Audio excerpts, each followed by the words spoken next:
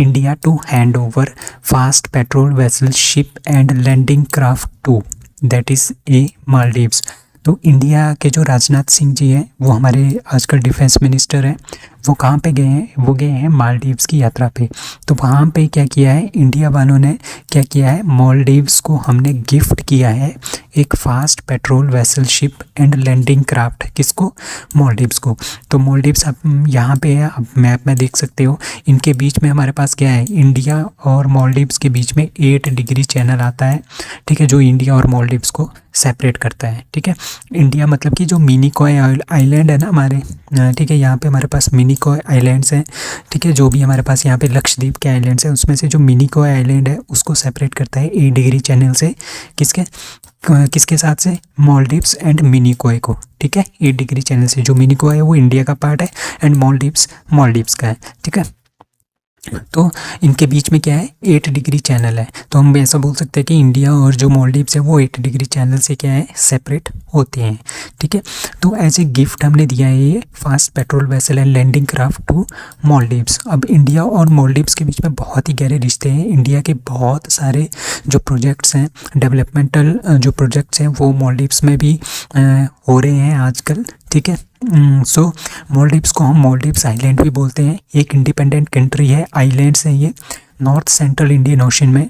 इसकी जो basic economy है वो फिशरीज़ के ऊपर डिपेंड करती है और टूरिज्म के ऊपर भी डिपेंड करती है। और यहाँ पे इंडस्ट्रीज़ है, हैंडीक्राफ्ट और cottage including the making of coir, coconut husk fibre and coir product, मतलब कि जो कोकोनट की जो बाहर वाली परत होती है उससे प्रोडक्ट्स बनाना। ठीक है, fish Canning and boat building, ये इनका मेन पेशा है। यहाँ की कैपिटल है माले, प्रेसिडेंट है इब्राहिम मोहम्मद सोली, ऑफिशियल लैंग्वेज है दिवेली मालदीवियंस एंड ऑफिशियल रिलीजन इस्लाम है, करेंसी रुफिया है। ठीक है, it will be an important landmark in building strong bonds and friendship between the 2 countries. तो हमारे और मालदीव्स के बीच में वैसे भी बहुत अच्छे रिलेशंस हैं। ठीक है, तो इसको एक और कदम आगे ले जाने के लिए क्या किया है, इंडिया ने गिफ्ट किया है मालदीव्स को fast patrol vessel ship and landing craft. Who win Leipzig book prize 2023। जो लिपजिंग बुक प्राइज है ये दिया जाता है किसी भी पोइट को। ठीक है, तो ये किसने जीता है? ये जीता है मारिया स्टेपनोवा जी ने। ठीक है, जो मारिया स्टेपनोवा है ये एक रशियन ऑथर है। ठीक है, currently living in the Berlin, has won the prestigious Leipzig book prize for European understanding in 2023। ठीक है, तो ये एक तरह की एक रशियन पोइटेस है। ठीक है, और ये जो लिपजिंग बुक प्राइज़ है ये या तो पोइट को दिया जाता है या तो जो ऑथर्स होते हैं उनको दिया जाता है। ठीक है, तो स्टेपनोवा जो है ये एक नोवेल राइटर है। ठीक है, रशियन ऑथर है।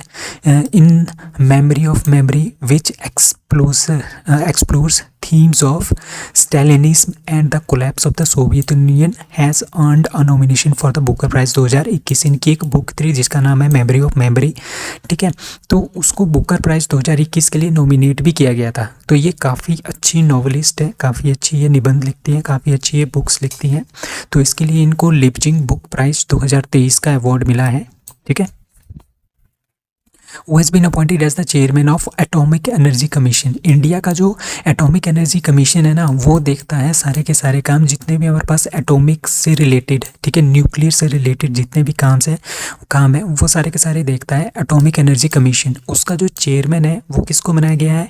AK मोहंती जी को बनाया गया है। ठीक है, Ajit Kumar Mohanty has been appointed as the new chairman of atomic energy commission and secretary department of atomic energy. ठीक है, मोहंती अभी एक फिजिसिस्ट है, ठीक है, रिनोड फिजिसिस्ट है and is currently served as the director of Bhabha atomic research centre. तो आपने सुना होगा जो भाभा एटॉमिक रिसर्च सेंटर है वो मुंबई में है। ठीक है, वहाँ पे हमारा एक रिसर्च सेंटर है जो कि रिसर्च करता है न्यूक्लियर के ऊपर, न्यूक्लियर और एटॉमिक एनर्जी के ऊपर। ठीक है, तो उसके ये अभी डायरेक्टर हैं और अभी ये क्या बन गए हैं? एटॉमिक एनर्जी जो कमीशन है उसके भी चेयरमैन बन गए हैं। ठीक है, तो बार्क के बारे में जानते हैं। भाभा एटॉमिक रिसर्च सेंटर ये मुंबई ट्रॉम्बे नामक जगह पे मुंबई में ये स्थापित किया गया था।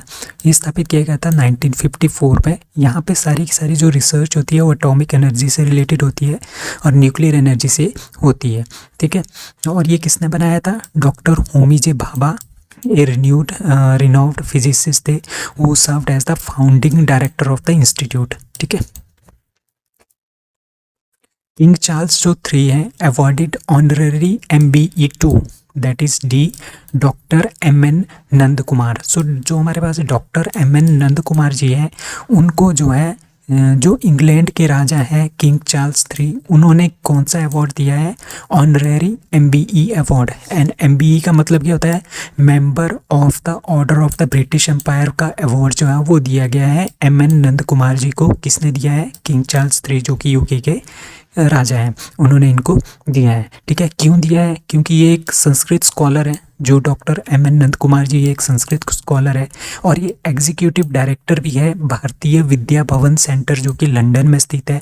और इन्होंने बहुत ही अच्छा काम किया है, बहुत ही अच्छा कंट्रीब्यूशन दिया है इंडियन के जो कल्चर है, इंडियन का जो क्लासिकल कल्चर है उसको ब्रिटेन में फैलाने के लिए, ठीक है। काफ़ी अच्छा काम किया है, इसके लिए इनको ये अवार्ड मिला है honorary MBE award, honorary member of order of the British empire का अवार्ड। अब आपको मैं एक टर्म्स समझाऊंगा। जैसे हमारे पास एक होता है यूनाइटेड किंगडम, एक है इंग्लैंड, ठीक है, एक है ग्रेट ब्रिटेन। इसमें डिफरेंस क्या है? तो इंग्लैंड तो पता है, इंग्लैंड एक कंट्री है, ठीक है। अब अगर हम वेल्स, इंग्लैंड और स्कॉटलैंड को इकट्ठा मिलाएं उसको बोलते हैं हम ग्रेट ब्रिटेन, ठीक है। अगर हम ग्रेट ब्रिटेन के साथ साथ नॉर्दर्न आयरलैंड को भी जोड़ दें तो उसको बोलते हैं यूनाइटेड किंगडम। अगर हम यूनाइटेड किंगडम के साथ साथ रिपब्लिक ऑफ आयरलैंड को भी जोड़ दें तो उसको बोलते हैं हम ब्रिटिश आइसल्स, ठीक है। तो आपको ये क्लियर होना चाहिए। सो यूनाइटेड किंगडम क्या है? It is an island nation north west Europe. और इसमें 4 कंट्रीज आती है यूनाइटेड किंगडम में, England, Scotland, Wales and northern Ireland, ठीक है। अगर नॉर्दर्न आयरलैंड नहीं है, ठीक है, और जो इंग्लैंड, स्कॉटलैंड, वेल्स है, ये तीनों बनाती है क्या? ग्रेट ब्रिटेन, ठीक है।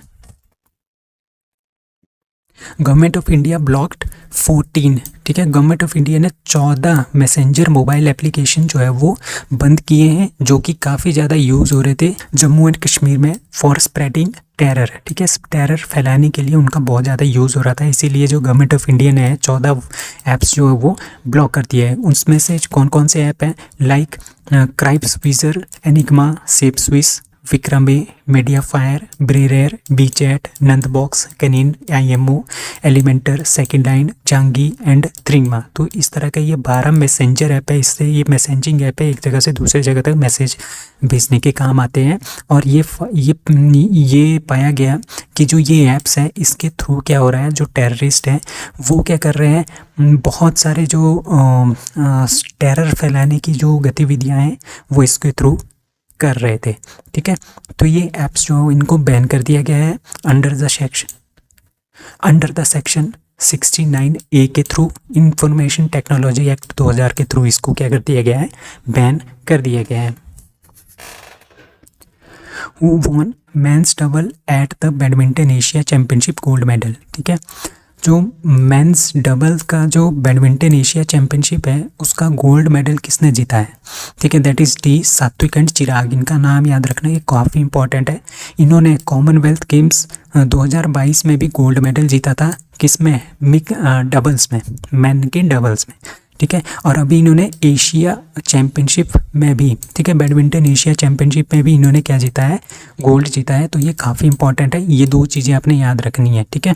और इन्होंने ये थॉमस कप, जब इंडिया ने पिछली बार जीता था थॉमस कप, ठीक है, तो ये उस थॉमस कप के भी क्या थे? पार्ट थे, ठीक है। तो सात्विक और चिराग शेट्टी आपने नाम याद रखना है। ये पहले ऐसे डबल प्लेयर बन गए हैं जिन्होंने बैडमिंटन एशिया चैंपियनशिप में भारत के लिए गोल्ड जीता है। सिंगल में बैडमिंटन एशिया चैंपियनशिप में सिंगल में एक गोल्ड पहले भी मिल गया है, वो मिला है 1965 में दनीश खन्ना ने, जो कि उन्होंने सिंगल्स में जीता था, ठीक है।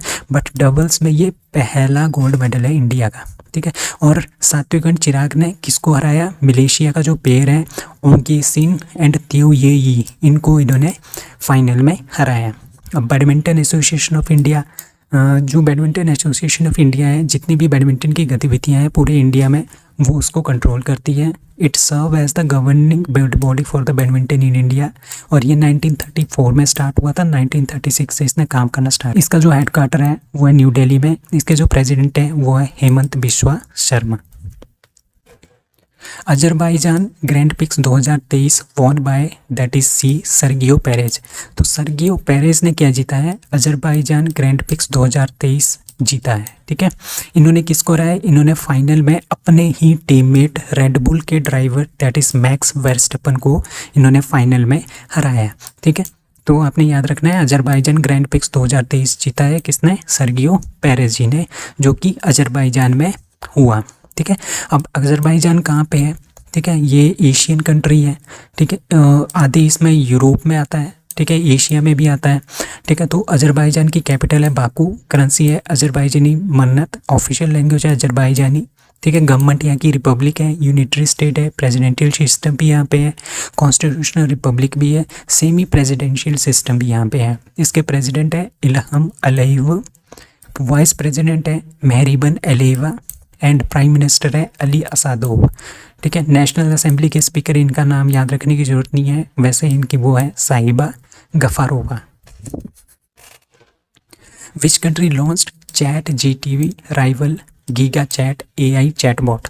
अभी आपको पता है कि जो चैट जीपीटी है ना, वो काफ़ी ज़्यादा प्रचलन में है। ठीक है, आप चैट जीपीटी में कुछ भी पूछ लो, ठीक है, कोई भी क्वेश्चन कर लो, वहाँ पे आपको ऑटोमेटिकली आंसर लिख के आएगा उस पर्टिकुलर चीज़ का। ठीक है, ये सब होता है आर्टिफिशियल इंटेलिजेंस के थ्रू। ठीक है, तो उसको बोलते हैं हम चैट जीटीपी। अब क्या किया है, जो रशिया है, इन्होंने अपना ही एक एआई चैट बोट स्टार्ट किया है जिसका नाम है गीगा चैट। वो भी इसी की तरह है, चैट जीपीटी की तरह। तो इसको रिप्लेस करने के लिए इन्होंने क्या किया है, रशिया वालों ने गीगा चैट जो है वो लॉन्च कर दिया है।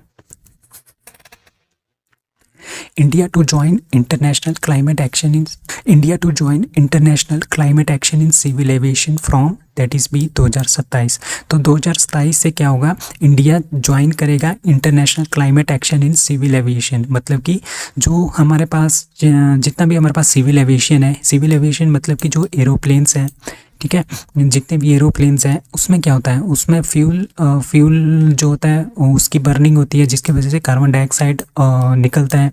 ठीक है, तो हमने उसको कम करना है। ठीक है, उसको कम करना है, उसकी एक क्लाइमेट एक्शन की एक international climate action in civil aviation एक इन्होंने एजेंसी बनाई है। उसमें क्या होता है, उसमें सिविल एविएशन की वजह से जितना भी CO2 निकल रहा है उसको कंट्रोल करने की बात कही जाती है। तो इंडिया ने बोला है कि 2027 तक हम भी ये सब कंट्रोल कर लेंगे और हम भी ये जो संस्था है इसको ज्वाइन कर लेंगे, जिसका नाम है इंटरनेशनल सिविल एविएशन ऑर्गेनाइजेशन। ठीक है, so India will join the international civil aviation organisation. ठीक है, क्यों ज्वाइन करेगा, ताकि वो क्या करेंगे, जो क्लाइमेट एक्शंस हैं जैसे कार्बन डाइऑक्साइड है या फिर कोई और गैसेज है, उनका एमिशन होता है, उसको कम करने के लिए हम भी इंटरनेशनल सिविल एविएशन ऑर्गेनाइजेशन को क्या करेंगे, ज्वाइन करेंगे। ठीक है, कार्बन ऑफसेटिंग मतलब कि कार्बन डाइऑक्साइड को कम करना, and reducing the scheme for the international aviation and long term aspirational goal. ठीक है, फ्रॉम 2027 से हम इसको लॉन्च करेंगे, 2027 में हम इसमें आएंगे। अब इंटरनेशनल सिविल एविएशन ऑर्गेनाइजेशन क्या होती है, पूरे के पूरे वर्ल्ड की जो सिविल एविएशन को जो ऑर्गेनाइज करता है उसका नाम है इंटरनेशनल सिविल एविएशन ऑर्गेनाइजेशन। ठीक है, ये यूनाइटेड नेशन की एक एजेंसी है और इसका मेन काम ये होता है कि जितने भी हमारे पास इंटरनेशनल एयर नेविगेशंस हैं, ठीक है, उनके प्रिंसिपल्स एंड टेक्निक्स को कोऑर्डिनेट करना है एक दूसरे के साथ। ठीक है, और ये एस्टेब्लिश हुआ था 7 दिसंबर 1944 को। इसका हेडक्वार्टर है मॉन्ट्रियल कनाडा में। अब carbon offsetting and migration scheme क्या है, ठीक है, यही है कि जो एविएशन के थ्रू जो हेलीकॉप्टर्स और फिर जो एरोप्लेन्स हैं उसकी वजह से जो कार्बन एमिशन होता है उसको हमने ज़्यादा से ज़्यादा कम करना है। ठीक है, ज़्यादा नहीं बढ़ने देना, CO2 एमिशन को हमने क्या करना है, कम से कम करना है। ठीक है, वही इनका मेन इरादा है। तो carbon offsetting and migration scheme for international aviation, इसको हम ज्वाइन करेंगे 2027 तक। आईआईटी मद्रास के रिसर्चर ने एक मशीन लर्निंग टूल जो है वो बनाया है, जो कि डिटेक्ट करेगा ब्रेन ट्यूमर को। ब्रेन में जो ट्यूमर होता है उसको डिटेक्ट करेगा, और स्पाइनल कॉर्ड में भी जो भी प्रॉब्लम होती है उसको भी क्या करेगा, डिटेक्ट करेगा। ठीक है, तो tumour in brain and tumour in spinal cord, ये दोनों को जो है वो, तो tumour in the brain as well as जो स्पाइनल कॉर्ड में जो ट्यूमर होता है उन दोनों को ये क्या कर सकता है, डिटेक्ट कर सकता है। क्योर नहीं, ओनली डिटेक्शन का ये डिवाइस है। तो ये किसने बनाया है, आईआईटी मद्रास के जो रिसर्चर्स हैं उन्होंने इसको बनाया है। ठीक है, और इसका the researcher at the Indian institute of Madras have developed a machine learning based computational tool called, जिसका नाम है GBM ड्राइवर। ठीक है, टू इम्प्रूव, इन्होंने एफिशिएंसी को इम्प्रूव किया है इसकी, मतलब कि जो ब्रेन ट्यूमर और स्पाइनल कॉर्ड में जो भी प्रॉब्लम होती है उसको डिटेक्ट करने में ये ज़्यादा अच्छी तरह से क्या कर सकता है, काम कर सकता है।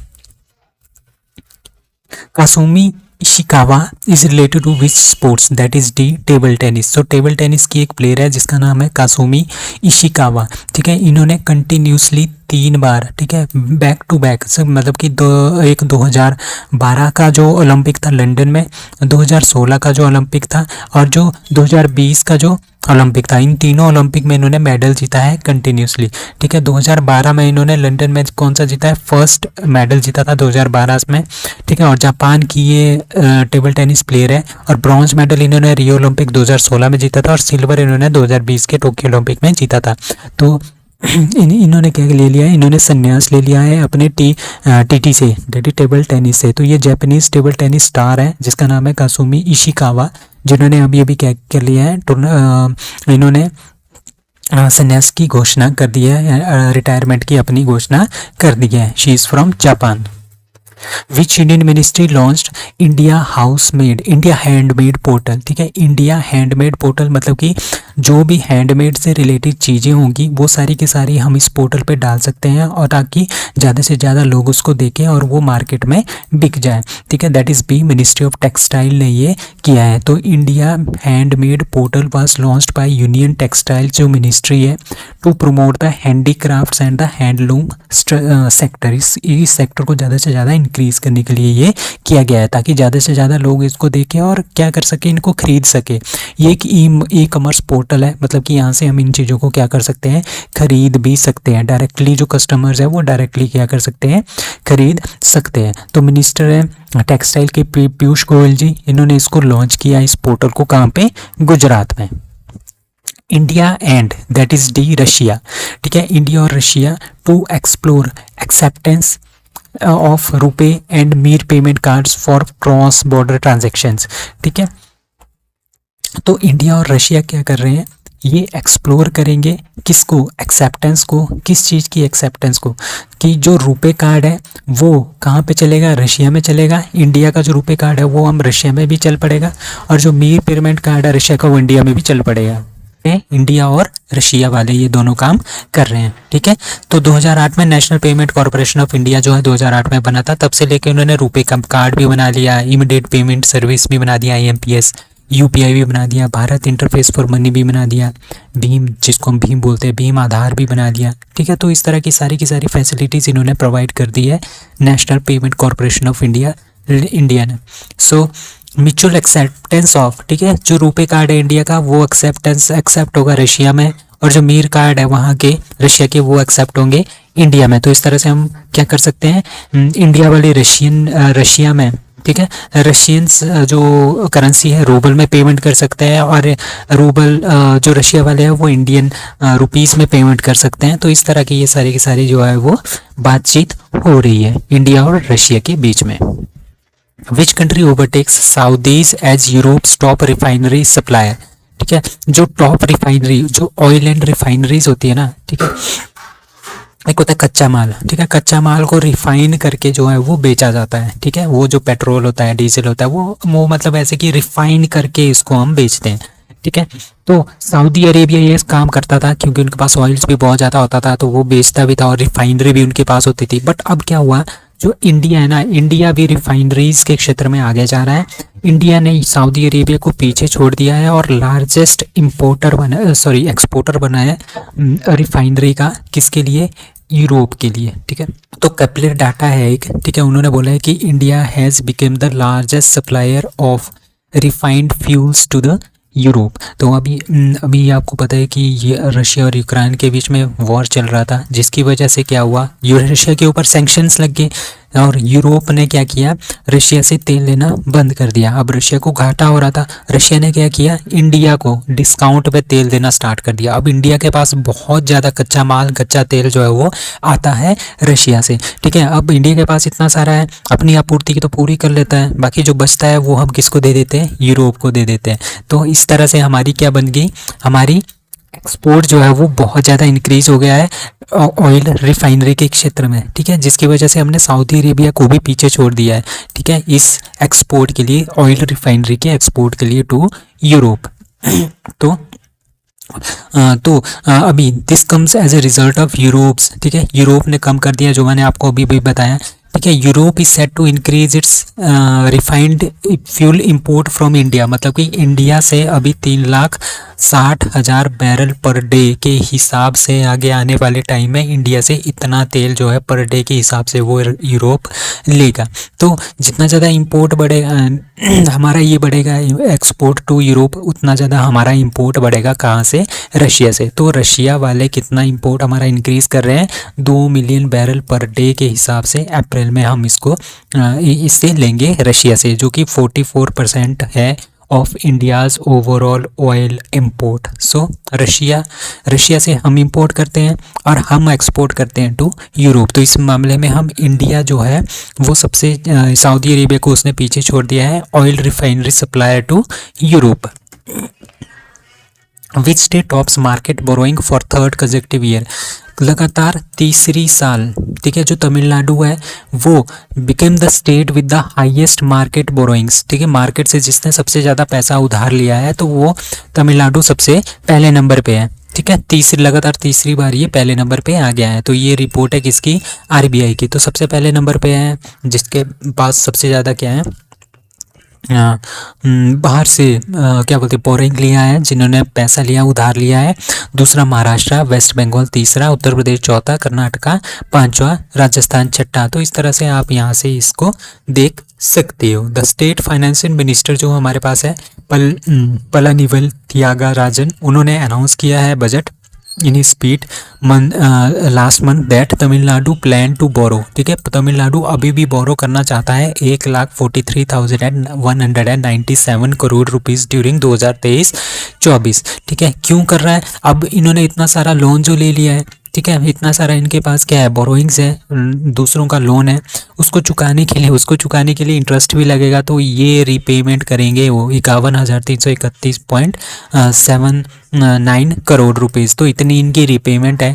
एंड नेट बोरोइंग कितनी है इनकी, 91,866। तो ये याद रखने की ज़रूरत नहीं है, तो आपने ये बस याद रखना है कि थर्ड कंसेक्यूटिव ईयर में जो मार्केट से सबसे ज़्यादा तो पैसा बोरो किया है वो पहले नंबर पे है तमिलनाडु, दूसरे पे महाराष्ट्र, तीसरे पे वेस्ट बंगाल, चौथे पे उत्तर प्रदेश और पांचवें पे Karnataka. So Indian Army inducts how many women officers into regiment of artillery? So regiment of artillery वो होती है ना जो बॉर्डर पे जाके वहाँ पे गोले बारूद वगैरह छोड़ते हैं। ठीक है, उसको बोलते हैं हम आर्टिलरी रेजिमेंट। ठीक है, तो उसमें हमने पहली बार इंडिया ने वीमेन ऑफिसर्स को भी इंक्लूड किया है, ताकि हम ये शो कर सके कि ये बढ़ा सके कि इंडियन आर्मी में हम क्या कर सकते हैं, जेंडर इक्वालिटी है। तो हमारे पास ये जो 5 वीमेन ऑफिसर्स हैं ये इसमें इनको इंडक्ट किया गया है। ठीक है, इनके नाम है lieutenant Mahak Saini, lieutenant Sakshi Dubey, lieutenant Aditya Yadav, Piyush Modgil and lieutenant Akanksha. तो ये 5 के 5 जो है इनको जो है क्या किया है, इंडक्ट किया गया है as a women officers into the regiment of artillery for the very first time.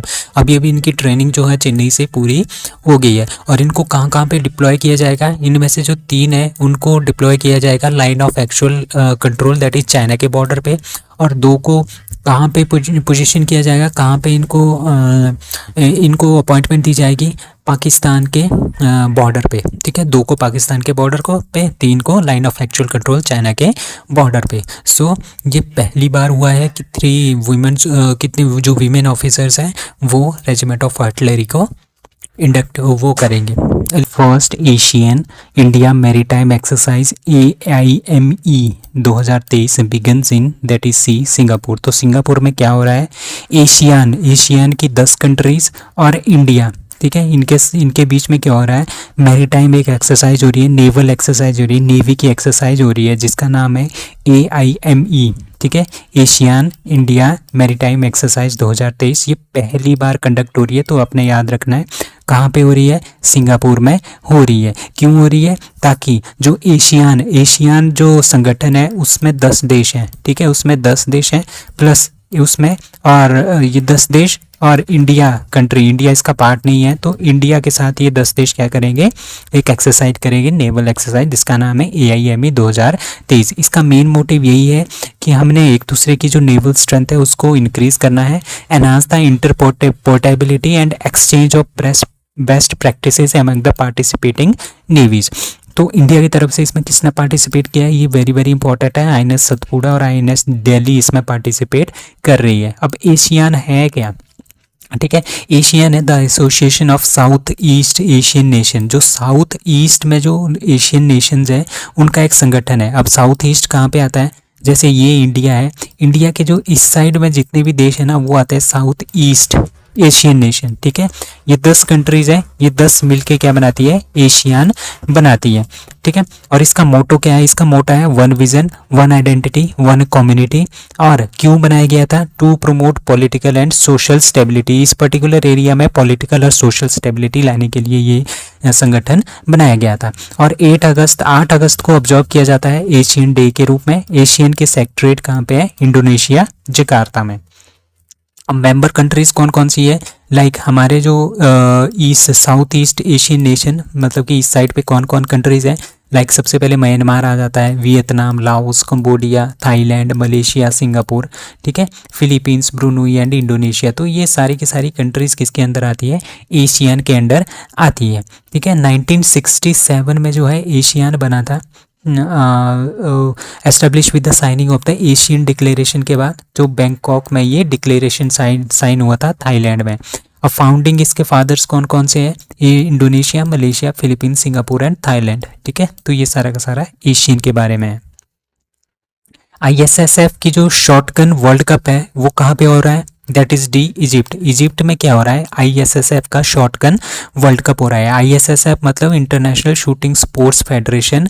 Shotgun world cup जो है वो इजिप्ट में हो रहा है, इजिप्ट की राजधानी कायरो में हो रहा है, ठीक है। वहाँ पे क्या हुआ है, वहाँ पे जो इंडिया के 2 शूटर्स हैं, मिराज अहमद खान और गनीमत सेकोन, इन्होंने दोनों ने क्या जीता है, फर्स्ट मेडल जीता है इन शॉटगन वर्ल्ड कप में, कायरो में इन इजिप्ट, ठीक है। They won the gold medal, उन्होंने गोल्ड मेडल जीता है, किसको हरा के, मैक्सिको के शूटर्स को हरा के, LR ग्लोडियो एंड गैब्रिएला रॉड्रिग्स को 6-0 से इन दोनों ने हराया मिक्स्ड टीम में, ठीक है। तो ये क्या बने हैं, इन्होंने गोल्ड मेडल जीता है, मिराज अहमद खान और गनीमत सेकोन, इन दोनों ने मिलके, ठीक है। तीसरा प्लेस किसका आया है, तीसरा प्लेस आया है इटली का। Which country high commission announces government grant for the project in Kargil. अब प्रोजेक्ट इन कारगिल, ठीक है, प्रोजेक्ट एक पर्टिकुलर प्रोजेक्ट चल रहा है कारगिल में, लद्दाख का जो कारगिल एरिया है वहाँ पे क्या चल रहा है, एक प्रोजेक्ट चल रहा है जिसका नाम है रिटर्न्स टू रूट, ठीक है। ये एक एजुकेशनल प्रोग्राम है। इसके अकॉर्डिंगली बहुत सारे लोगों को क्या दिया जाएगा, जो स्टूडेंट्स हैं उनको ट्रेडिशनल नॉलेज दी जाएगी, ठीक है, विद साइंटिफिक टेम्पर, ठीक है। ट्रेडिशनल जो नॉलेज है, उनकी जो पारंपरिक नॉलेज है उसको भी दिया जाएगा, साइंस का करिकुलम भी इसमें पढ़ाया जाएगा, टेक्नोलॉजी के बारे में भी पढ़ाया जाएगा। तो इसका जो पूरे के पूरे प्रोजेक्ट का नाम है वो है रिटर्न टू रूट्स। अब इसमें जो कौन सी कंट्री इसमें पार्टिसिपेट करी है, ऑस्ट्रेलिया भी इस पर्टिकुलर प्रोजेक्ट में पार्टिसिपेशन करेगा अपनी, और अपनी यहाँ पे पैसा इन्वेस्ट करेगा ताकि लद्दाख और जो कारगिल के लोग हैं उनको ज़्यादा से ज़्यादा इन सब चीज़ों का लाभ मिले, ठीक है। और इसी के साथ हमारे पास जो नेशनल न्यू एजुकेशनल पॉलिसी है, नेशनल एजुकेशन पॉलिसी है, वो भी हम वहाँ पे इम्प्लीमेंट कर रहे हैं according to the return to the root project. ठीक है, तो ऑस्ट्रेलियन जो हाई कमीशन है इंडिया में, उन्होंने ये अनाउंस किया है कि अपनी एक ग्रांट देंगे प्रोजेक्ट इन कारगिल के लिए। तो ये सारा का सारा क्या होगा, कारगिल के लोगों के लिए, लद्दाख के लोगों के लिए एक तरह की ग्रांट होगी फॉर एजुकेशन पर्पस।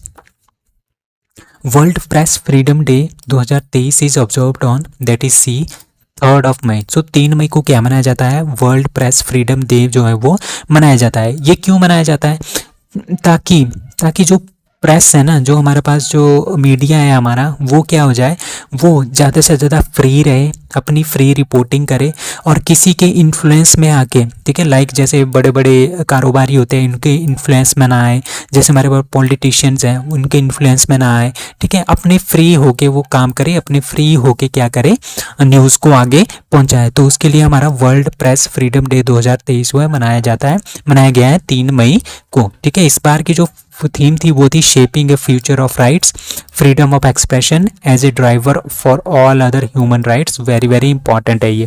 ठीक है, तो यूनेस्को की जो जनरल कॉन्फ्रेंस हुई थी उसमें ये आइडिया दिया गया कि हमें वर्ल्ड प्रेस फ्रीडम डे जो है मनाना चाहिए। ये आइडिया दिया गया था 1991 में, और 1993 में यूनाइटेड नेशन की जो जनरल असेंबली, उन्होंने एक रेजोल्यूशन पास किया था कि हम डिक्लेयर करते हैं मई 3 को as world press freedom day.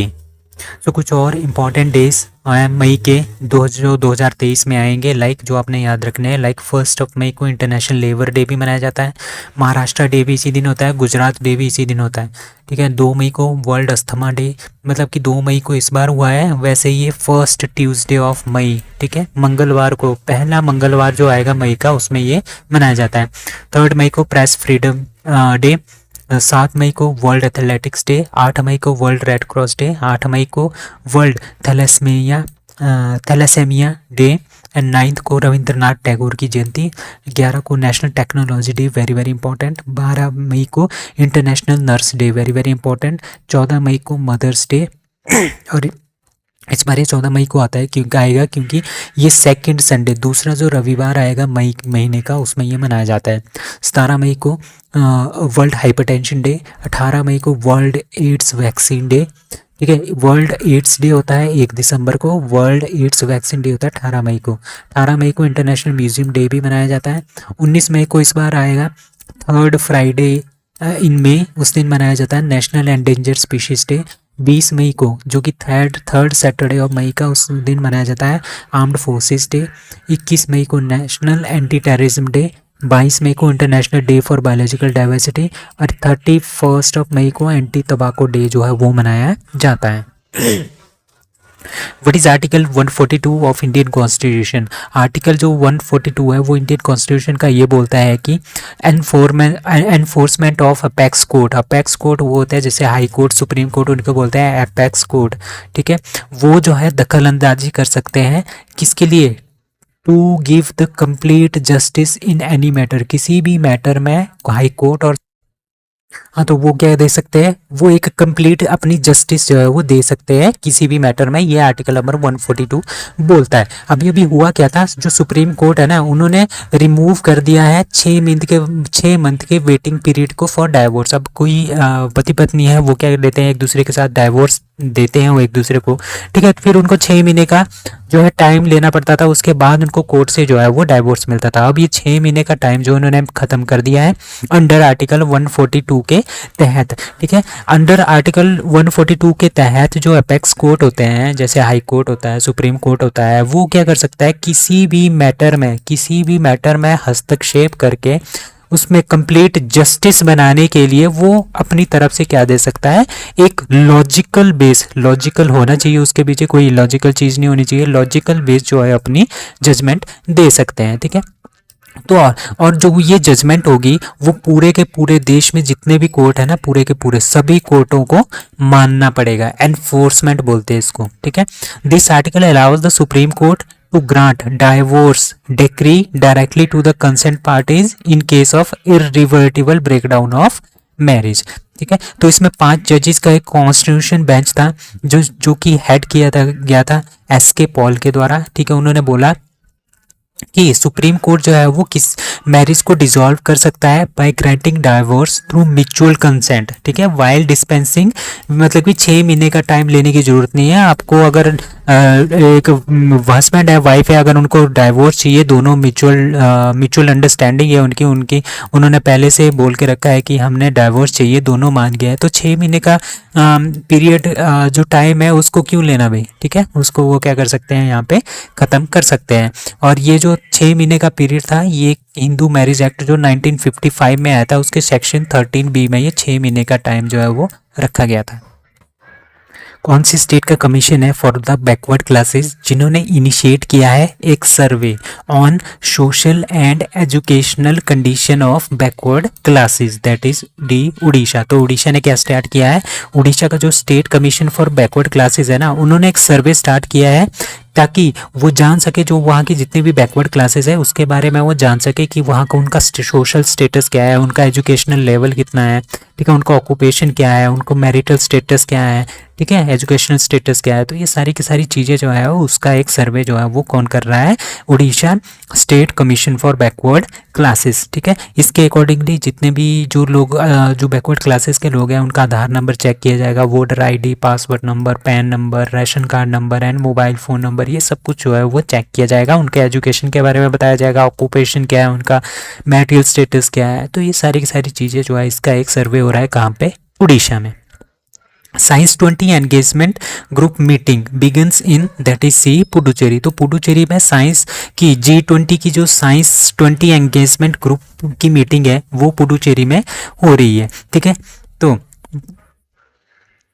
Sorry Puducherry नहीं है, लक्षद्वीप है इसका, ठीक है, ए इज आंसर, ठीक है, लक्षद्वीप। तो साइंस 20 एंगेजमेंट ग्रुप की जो मीटिंग हो रही है यूनिवर्सलिस्टिक हेल्थ, ठीक है, हेल्थ से रिलेटेड जो जितने भी हमारे पास 20 कंट्रीज है G20 में, उस वहाँ पे हेल्थ इश्यूज़ को ख़त्म करने के लिए जो है ये मीटिंग हुई है। कहाँ पे, लक्षद्वीप बांगाराम आइलैंड में। अब कुछ और G20 से न्यूज़ है जो काफ़ी इंपॉर्टेंट है, लाइक G20 न्यूज़ इन G20 न्यूज़, लाइक जो मीटिंग्स हैं, अभी प्रेसिडेंसी है ना इंडिया की G20 में, तो प्रेसिडेंट है इंडिया, तो वो सारी की सारी मीटिंग्स हमारी इंडिया में ही हो रही हैं। सो यूथ 20 प्री समिट वो लेह लद्दाख में हुआ था। G20 समिट टूरिज्म एक्सपो का जयपुर राजस्थान में हुआ था। First G20 finance minister central bank governor की मीटिंग बेंगलुरु में हुई थी। G20 research and innovation initiative gathering conference Dharamshala Himachal Pradesh में हुआ था। G20 स्पेस इकोनॉमी लीडर्स की मीटिंग हुई थी शिलोंग मेघालय में, ठीक है। Second G20 health working group की मीटिंग कहाँ पे हुई थी, गोवा में।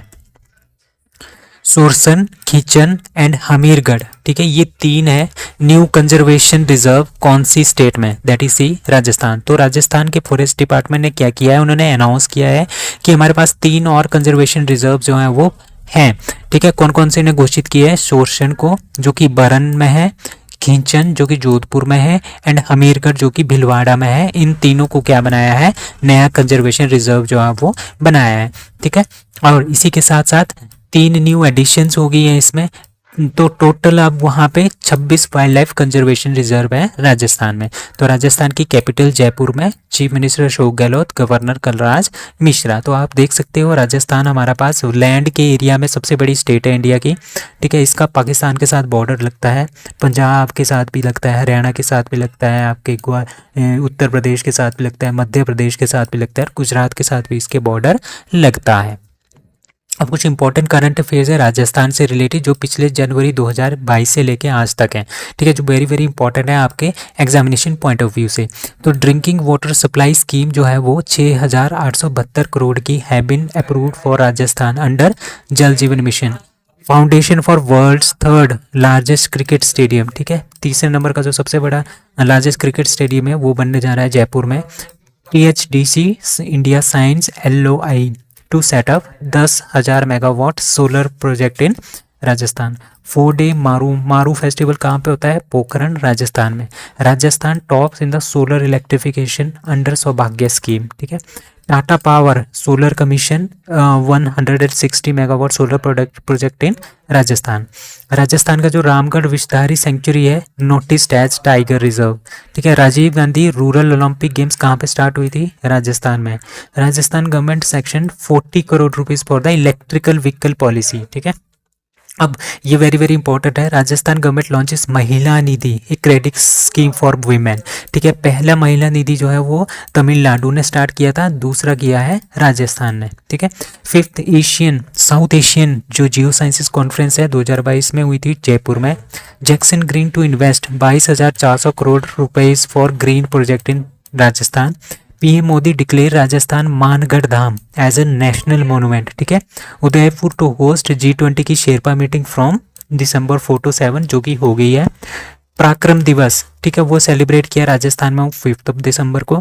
Rajasthan becomes the first state to implement blindness control policy, very very important. ठीक है, Nanera bags golden Kailasha award in Ajanta Ellora film festival. उसके बाद है Rajasthan to set up zoo for dolphins rhinos in Bharatpur sanctuaries. PM virtually inaugurates the Jal Jan Abhiyan in Rajasthan. Rajasthan CM announced 19 new district and 3 new divisions in Rajasthan. Rajasthan becomes the first state to pass right to health bill, very very important. Rajasthan को जो statehood day है वो कब मनाया जाता है? 30 मार्च को मनाया जाता है। ठीक है, इस दिन क्या हुआ था? जयपुर, बीकानेर, जैसलमेर और जोधपुर, ये 4 बड़ी बड़ी स्टेट्स थी, इनको क्या हुआ, इनको इन्होंने इकट्ठा करके एक यूनाइटेड स्टेट्स ऑफ राजस्थान बनाया, दैट इज ग्रेटर राजस्थान बनाया। 2 डे मिलिट जो महोत्सव है वो कहाँ पे स्टार्ट हुआ? जोधपुर राजस्थान में। ठीक है, तो अभी पता है हमारे पास 3 new sanctuaries wildlife conservation reserve जो है वो सुरचन है इन बरन, खिंचन है जोधपुर एंड अमीरगढ़ है बिलवाड़ा, जो कि अभी अभी नए बने हैं। अब नेशनल पार्क्स यहाँ पे कौन कौन से हैं? लाइक डेजर्ट आपको पता है कहाँ पे? राजस्थान में है। ठीक है, Keoladeo national park, Mukundra hills national park, very very important, यहाँ से एक नेशनल पार्क पक्का ही आ जाता है आपके एग्जाम में। Ranthambore national park, Sariska national park. ठीक है, mount Abu wild life and national park. ठीक है, चीफ मिनिस्टर को बता दिया अशोक गहलोत, गवर्नर है कलराज मिश्रा। अब यहाँ के फेस्टिवल्स कहाँ कहाँ कौन कौन से हैं? तीज है, इंटरनेशनल काइट फेस्टिवल है, ब्रिज होली है, ओर्स फेस्टिवल है, पुष्कर कैमल फेयर है। ठीक है, कोलियाट फेयर भी यहाँ पे मनाया जाता है, मेवाड़ फेस्टिवल भी। ठीक है, कुंभलगढ़ फेस्टिवल भी यहाँ पे मनाया जाता है, Bundi festival, Matsya festival, desert festival. ठीक है, Baneshwar festival, Gangaur festival and Ashwa Poojan भी यहाँ पे मनाया जाता है। तो ये India's first undersea tunnel in Mumbai set to open by that is a November 2023। तो नवंबर 2023 तक क्या हो जाएगा? इंडिया की जो पहली अंडर सी, ठीक है, समुद्र के अंदर की टनल जो है वो मुंबई में बन रही है, वो नवंबर 2023 से स्टार्ट हो जाएगी। ठीक है, the tunnel begins close to Girgaon, ठीक है, before Marine Drive. So Marine Drive से पहले एक जगह आती है जिसका नाम है गिरगांव, जो कि अरेबियन सी, ठीक है, ट्रैवल अंडर द अरेबियन सी। जो ये टनल है ये अरेबियन सी के अंदर से जाएगी, गिरगोन चौपट्टी एंड मालाबार हिल से होते हुए ब्रीच कैंडी प्रियदर्शनी पार्क तक ये जाएगी। जो ये ब्रीच कैंडी प्रियदर्शनी है ये कहाँ पे है? ये है आपका वर्ली में। ठीक है, तो ये जो आपने ट्रैक याद रखना है ये है गिरगांव से वर्ली तक का। ठीक है, यहाँ तक अगर जाना हो तो 45 मिनट्स का टाइम लगता था, बट अब क्या लगेगा? अब हाई स्पीड कोस्टल रूट की वजह से क्या होगा, इस टनल की वजह से क्या होगा, ये 10 मिनट में हम ये रास्ता तय कर सकते हैं। इसके उधर ऊपर समुद्र है, समुद्र के नीचे से हम ये टनल बना रहे हैं। ठीक है, the diameter of the tunnel is 12.19 metre which is 17 to 20 metre below the sea level. ठीक है, सी लेवल से ये 17 से 20 मीटर सी लेवल से बिलो है, and 1 kilometre part is under the sea. ठीक है, the depth of the tunnel is 72 metre in the Malabar hill. ठीक है, और इसको बना कौन रहा है? इसको बना रहा है Mumbai coastal road project and Brihan Mumbai municipal corporation, ये दोनों मिलके इसको बना रहे हैं। तो नवंबर 2023 तक इंडिया की पहली जो अंडरसी टनल है वो स्टार्ट हो जाएगी। 3 जेल्ड, ठीक है, Iranian women journalist win United Nation का प्रेस फ्रीडम प्राइज। ठीक है, यूनाइटेड नेशन एक प्राइज देती है, United Nation press freedom prize. ठीक है, ये उनको दिया जाता है जो कि बहुत ही करेजियस हमारे जर्नलिस्ट होते हैं पूरे के पूरे वर्ल्ड से, उनको ये अवार्ड जो है वो दिया जाता है। ठीक है, तो ये स्टार्ट हुआ था, जो ये UNESCO world press freedom prize है ये स्टार्ट हुआ था 97 से 1997 से। और ये किसी एक पर्सन को भी दिया जा सकता है, किसी ऑर्गेनाइजेशन को भी दिया जा सकता है और किसी इंस्टीट्यूशन को भी दिया जा सकता है जो अपनी लाइफ को दांव पे लगा के सच दिखाने का मादा रखता है। इस तरह के जो जर्नलिस्ट हैं उनको ये अवार्ड जो है वो दिया जाता है। ठीक है, जो फ्रीली रिपोर्टिंग करते हैं बिना किसी के दबाव में आके। ठीक है, तो सी है ईरानियन। ठीक है, तो तीन अभी आपको पता है कि ईरान में प्रोटेस्ट चल रहे थे। प्रोटेस्ट क्यों चल रहे थे? ठीक है, ईरान में इसलिए प्रोटेस्ट चल रहे थे कि तो वहाँ की जो महिलाएं हैं उन्होंने बुर्का पहनने से, जो ये बुर्का है इनको पहनने से, हिजाब है, इसको पहनने से मना कर दिया। ठीक है, तो वहाँ की गवर्नमेंट ने इनको फोर्सफुली करना स्टार्ट कर दिया कि आप लोग हिजाब पहनोगे। तो उसकी वजह से एक लड़की है जिसका नाम है महसा अमीनी, जो कि 22 साल की थी, उसकी डेथ हो गई। जैसे उसकी डेथ हो जाती है ना, तो ये जो जर्नलिस्ट है, 3 जर्नलिस्ट, एक है उसमें से एक है नीलोफर, उन्होंने पूरी की पूरी दुनिया को ये बताया था कि 22 साल की जो महसा अमीन है, बुरखा प्रोटेस्ट के चलते उनकी डेथ हो गई है सितंबर में लास्ट ईयर। तो इसकी वजह से इनको क्या कर दिया गया था? जेल कर दिया गया। और अमीनी ने क्या किया था? अमीनी ने जो ये हिजाब है ना, ये अच्छे से नहीं पहना था, इसकी वजह से इसको पुलिस ने अरेस्ट कर लिया था, ईरान की पुलिस ने। ठीक है, इलाही है, उन्होंने, जो ये लड़की मरी थी ना, जिनकी डेथ हुई थी महसा अमीन, इसके बारे में, इसके फ्यूनरल के बारे में रिपोर्टिंग की थी। तो इन्होंने सच दिखाया। ठीक है, सच दिखाने के बदले में इनको क्या कर दिया गया? ईरान ने इनको जेल में डाल दिया है। ठीक है, तो यूनाइटेड नेशन के जो प्रेस फ्रीडम प्राइज है वो इन 3 महिलाओं को दिया गया है, जिनका नाम है नीलोफर, अमीनी एंड एलाहे। ठीक है,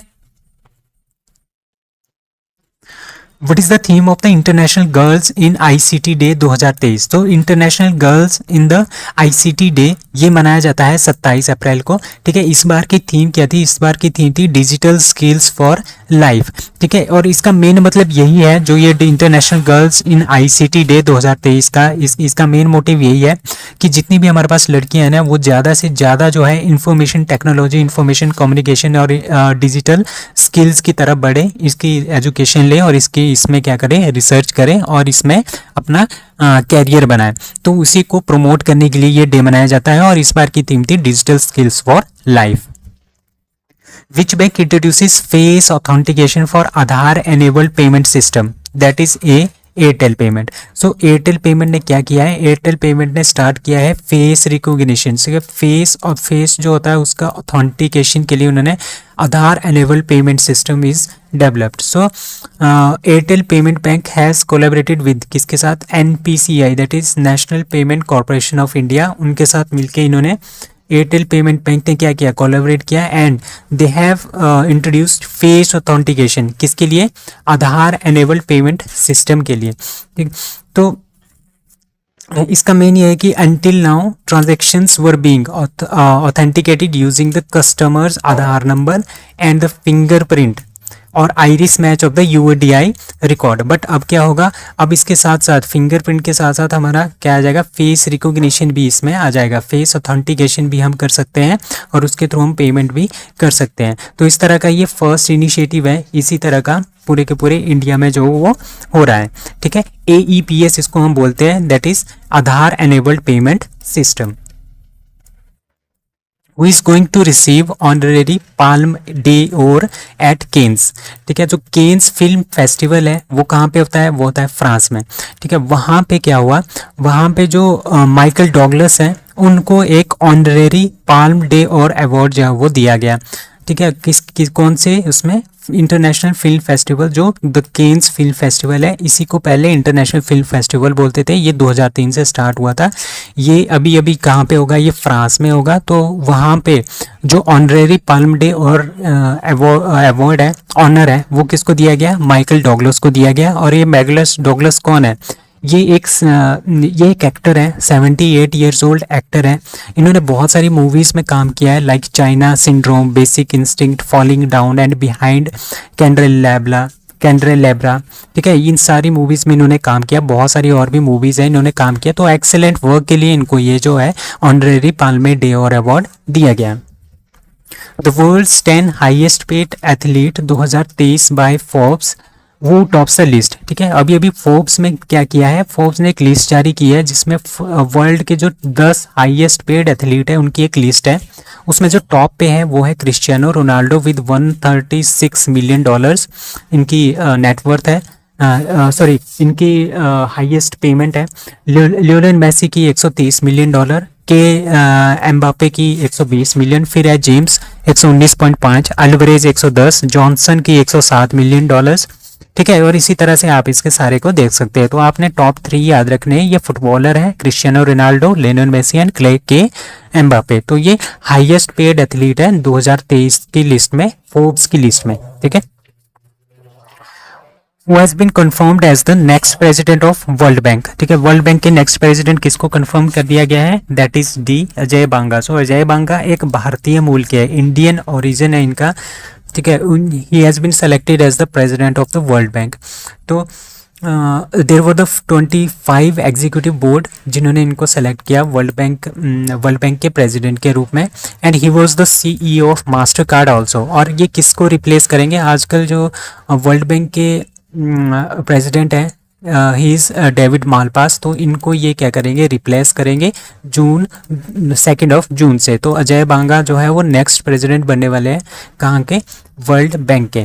ठीक है, अब आपको दो चीज़ें यहाँ पे याद रखनी है। एक वर्ल्ड बैंक है, एक होता है IMF। ठीक है, इंटरनेशनल मॉनिटरी फंड, और एक होता है वर्ल्ड बैंक। ये दोनों का काम क्या होता है? जिस तरह बैंक का काम होता है ना, यही काम इनका भी होता है। ठीक है, तो वर्ल्ड बैंक एंड जो IMF है, they were founded on the same day in the 1944। ठीक है, कहाँ पे? ब्रेटन वुड सम्मेलन हुआ था न्यू हेमिस्फीयर यूनाइटेड स्टेट में। वहाँ पे इनका क्या हुआ? इनको बनाया गया, दोनों को, वर्ल्ड बैंक को भी और IMF को भी। और जो वर्ल्ड बैंक पैसा देता है ना, वो किसको पैसा देता है? वर्ल्ड बैंक उन देशों को पैसा देता है जो अंडर डेवलप्ड हैं, जो डेवलप होना चाहते हैं। जैसे इंडिया है, चाइना है, चाइना भी अंडर डेवलप्ड ही आता है वैसे, वो चाइना तो लेता नहीं है किसी से भी। ठीक है, जैसे ब्राज़ील है, इंडिया है, साउथ अफ्रीका है, तो ये अंडर डेवलप है, मतलब कि डेवलपिंग की ओर जा रहे हैं, डेवलप्ड की ओर जा रहे हैं, अंडर डेवलप्ड है। तो इनको जो है पैसा कौन देता है? वो World Bank as a loan देता है। और IMF किसको पैसा देता है? IMF उनको पैसा देता है जो पूरी तरह से बर्बाद हो चुके हों देश, जैसे पाकिस्तान है, श्रीलंका है, नेपाल है। ठीक है, ये देश क्या हो गए? कंप्लीटली क्या हो गए हैं? ये बर्बाद हो गया, इनकी इकोनॉमी बिल्कुल ही ख़त्म हो गई है। तो IMF क्या करता है? इनकी इकोनॉमी को ऊपर उठाने के लिए इनको लोन देता है। और इनकी जो IMF की शर्तें होती है ना, बहुत ही हार्ड होती है, और उस देश को जो इनसे लोन लेता है, उस देश को सारी की सारी शर्तें माननी पड़ती है। बहुत ही टफ डिसीजन जो है वो लेने पड़ते हैं। तो यही बेसिक डिफरेंस है वर्ल्ड बैंक और IMF में। बाकी ये सेम डे पे बने थे 1944 में, ब्रेटन वुड्स सम्मेलन न्यू हेमिस्फीयर यूनाइटेड स्टेट में। और इनके हेडक्वार्टर भी कहाँ पे है? यूनाइटेड स्टेट वाशिंगटन DC में। Which state government to implement insurance scheme for toddy tappers. ठीक है, टोडी टैपर्स कौन होते हैं? जो इस तरह से ये पेड़ होते हैं ना, बहुत बड़े बड़े पेड़ होते हैं खजूर के। ठीक है, उसके ऊपर जाने वाले जो लोग हैं, फिर यहाँ से ये खजूर निकालते हैं। ठीक है, इनको बोलते हैं टोडी टैपर्स। तो इनको बहुत हाइट पे जाना पड़ता है, और कभी कभी ये गिर भी जाते हैं, और कभी इनकी डेथ भी हो जाती है। तो यहाँ पे क्या हुआ? जो तेलंगाना सरकार है, उन्होंने क्या किया है? उन्होंने इंश्योरेंस देना स्टार्ट कर दिया है टोडी टैपर्स को। कितना इंश्योरेंस देंगे? इफ टोडी टैपर्स जो है वो मर जाते हैं इन एक्सीडेंट की वजह से, तो उनकी फैमिली को 5 लाख रुपए जो है स्कीम के थ्रू मिलेंगे।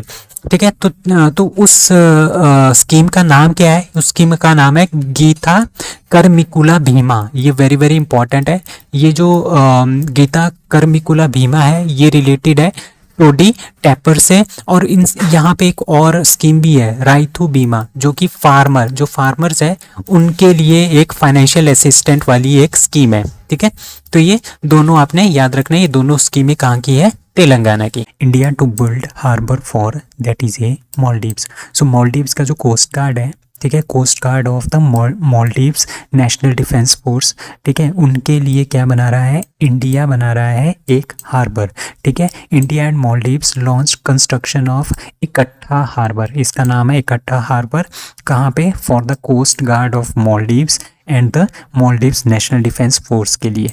ठीक है, the foundation stone for the coast guard that is Ekatha harbour was laid by the defence. जो हमारे डिफेंस मिनिस्टर है राजनाथ सिंह जी आजकल मालदीव्स की यात्रा पे हैं, तो उन्होंने इसको इनैगोरेट किया है।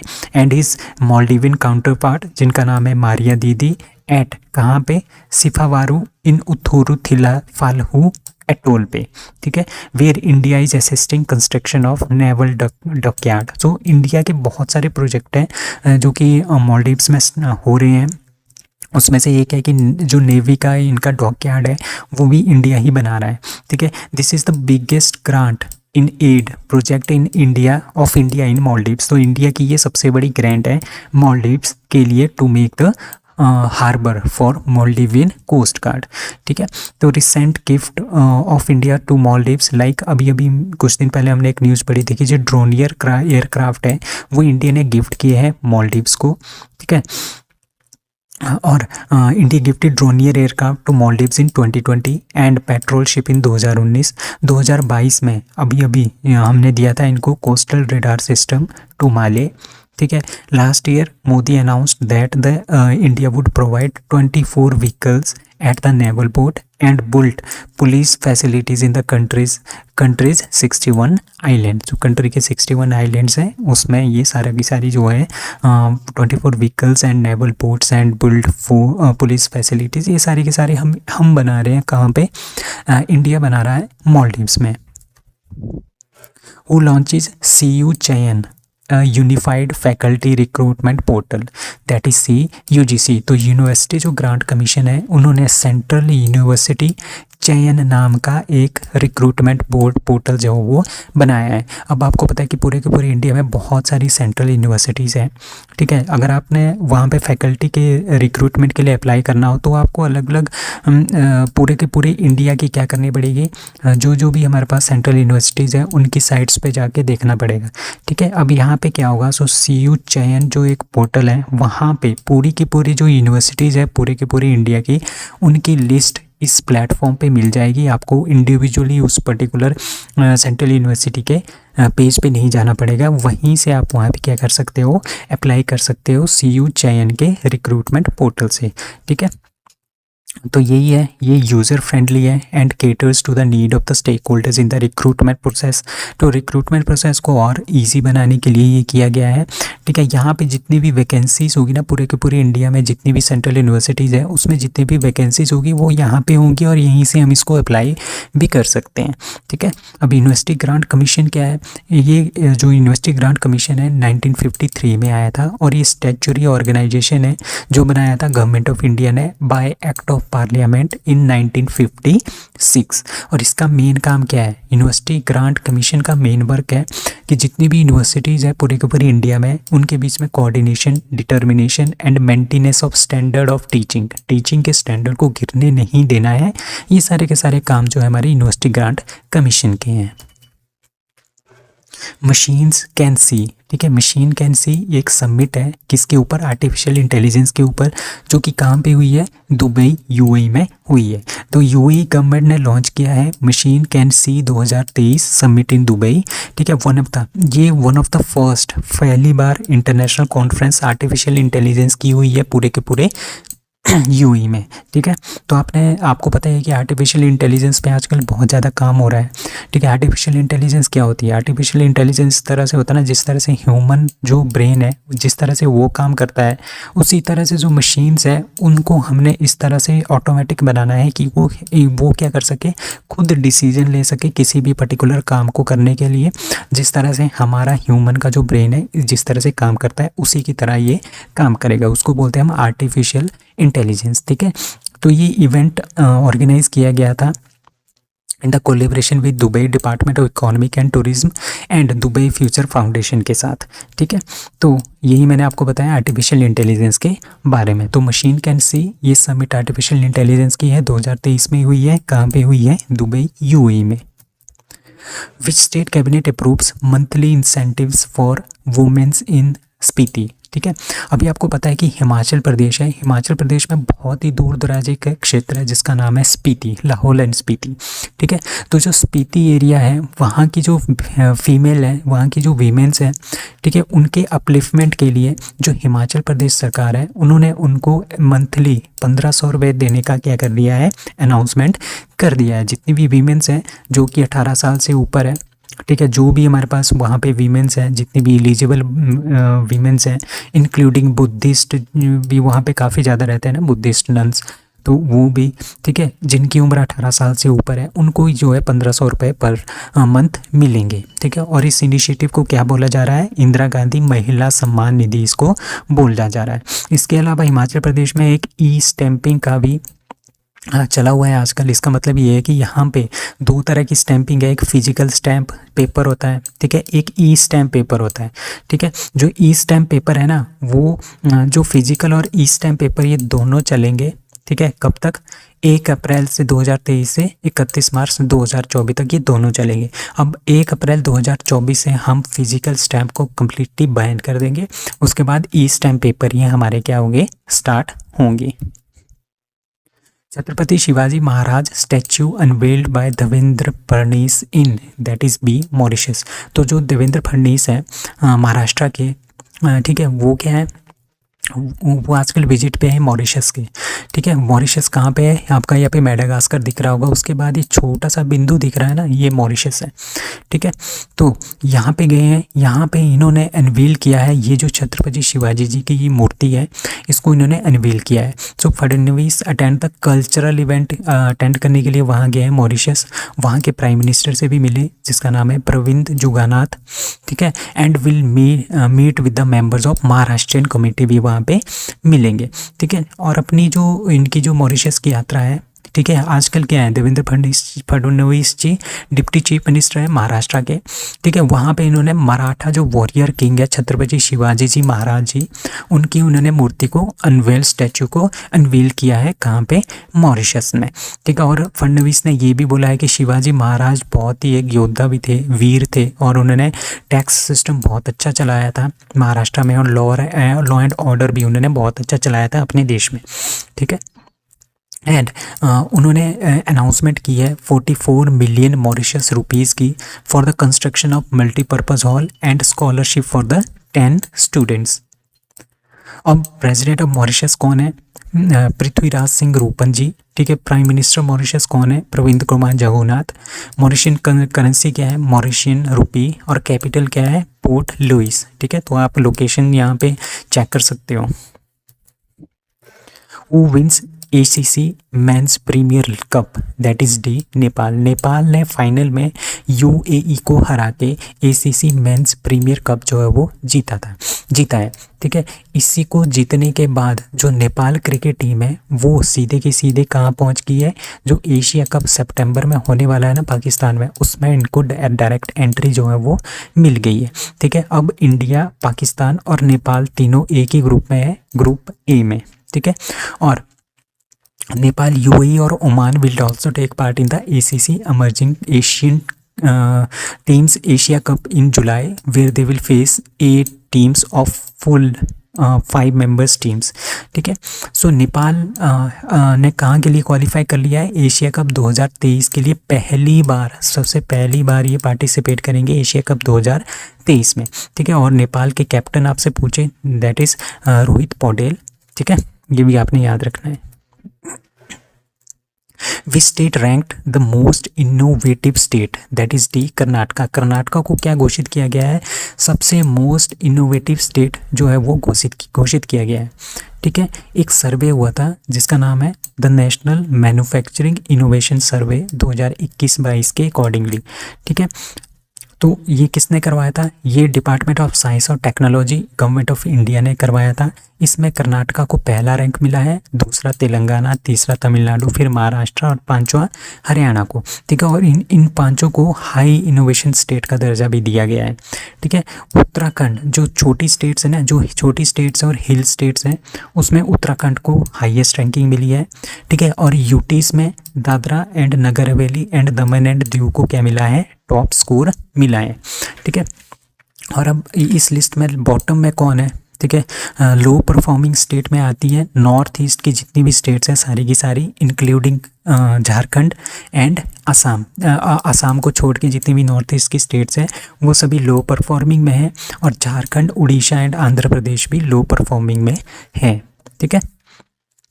तो ये सर्वे किसके ऊपर हुआ था? ये सर्वे इसके ऊपर हुआ था कि कितने ज़्यादा इनोवेटिव काम जो है एक पर्टिकुलर स्टेट में हो रहे हैं। लाइक कि जितने हमारे पास इनोवेटिव का मतलब है कि कितनी हमारे पास मैन्युफैक्चरिंग हो रही है, कितनी हमारे पास वहाँ पे large medium small scale micro enterprises हैं, कितनी छोटी बड़ी कंपनीज़ हैं, कितनी वहाँ पे मैन्युफैक्चरिंग हो रही है, कितनी वहाँ पे टेक्नोलॉजी का यूज़ हो रहा है। तो ये सब सारे के सारे पैरामीटर्स में कर्नाटका इसमें पहले नंबर पे आया है टॉप इनोवेटिव स्टेट्स में। Who is the first Indian to compete in FIM junior GP?